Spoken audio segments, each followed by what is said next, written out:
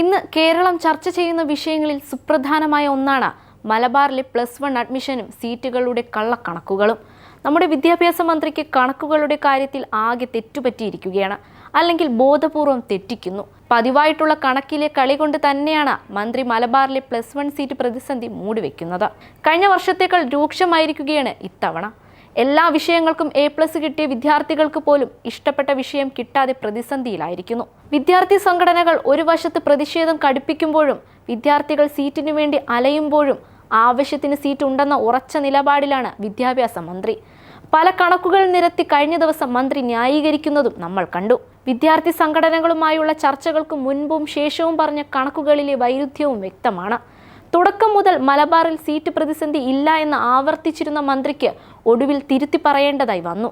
Seat കുറവുണ്ടെന്ന് സമ്മതിക്കുന്ന ആ കാഴ്ച വിദ്യാഭ്യാസ വകുപ്പിനും ഇടതുപക്ഷ സർക്കാരിനും നാണക്കേട് ഉണ്ടാക്കിയെന്ന് പറയാതെ വയ്യ. ഇനി യഥാർത്ഥ കണക്കുകൾ എന്തെന്ന് നോക്കാം.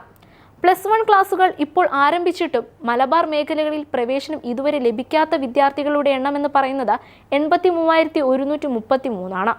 79,730 കുട്ടികളാണ് ഉപരിപഠനത്തിന് യോഗ്യത നേടിയത്. മലബാറിലെ ഓരോ ജില്ലകളിലെയും കണക്കെടുത്താൽ മലപ്പുറത്ത് 31,482 കുട്ടികൾ സീറ്റ് ലഭിക്കാതെ പുറത്തു നിൽക്കുന്നു. പാലക്കാട് 17,399 കുട്ടികളും കോഴിക്കോട് 16,101 കുട്ടികളും അഡ്മിഷൻ കിട്ടിയിട്ടില്ല. വയനാട് ജില്ലയിൽ 2,729 കണ്ണൂരിൽ 9,473 പേരും കാസർഗോഡ് 5,949 വിദ്യാർത്ഥികളും നിസ്സഹായരായി നോക്കി നിൽക്കുകയാണ്. ഇങ്ങനെ കൃത്യമായ കണക്കുകൾ മുന്നിലുള്ളപ്പോഴാണ് മെയ് 13-ന് +1 സീറ്റ് പ്രതിസന്ധി ഇല്ല എന്ന് ഉറപ്പിച്ചു പറഞ്ഞ് മന്ത്രി മാധ്യമങ്ങൾക്ക് മുമ്പിൽ ക്ഷുഭിതനായത്. നിലവിലെ പ്രതിഷേധങ്ങൾ രാഷ്ട്രീയ പ്രേരിതമാണെന്നും വരുത്തി തീർക്കാൻ അദ്ദേഹം അന്ന് ശ്രമിച്ചു. എന്നാൽ ഇക്കഴിഞ്ഞ ജൂൺ 22-ന് മന്ത്രിക്ക് പറഞ്ഞ വാക്ക് തിരുത്തേണ്ടി വന്നു. സീറ്റ് കുറവുണ്ടെന്ന് മന്ത്രി സ്ഥിരീകരിച്ചു. ഇനി ആകെ സീറ്റുകളുടെ എണ്ണം നോക്കാം. സർക്കാർ എയ്ഡഡ് മേഖലയിൽ ജില്ലയിൽ ആകെയുള്ളത് 50,080 സീറ്റുകളാണ്. പോളിടെക്നിക് ITI വിഭാഗങ്ങളിലായുള്ളത് 4,800 സീറ്റുകളും. അതായത് +2-വും മറ്റു ടെക്നിക്കൽ കോഴ്സുകളും ഉൾപ്പെടെ ചേർത്താൽ കുട്ടികൾക്ക് പഠിക്കാൻ 54,880 സീറ്റുകൾ. ആകെ അപേക്ഷകരിൽ നിന്നും ഈ സീറ്റുകൾ കുറച്ചാൽ 27,556 പേർ പുറത്താണെന്ന് സാരം. ഇനി ഒരു ക്ലാസ്സിൽ 65 കുട്ടികൾ ഇരിക്കുന്ന മാർജിനൽ സീറ്റ് വർധനയും കഴിഞ്ഞ വർഷം അനുവദിച്ച താൽക്കാലിക ബാച്ചുകളും കൂടിയാകുമ്പോൾ പ്രശ്നം പരിഹരിക്കാനാകുമോ? സ്ഥിരവും താൽക്കാലികവുമായി ആകെയുള്ളത് 924 ബാച്ചുകൾ.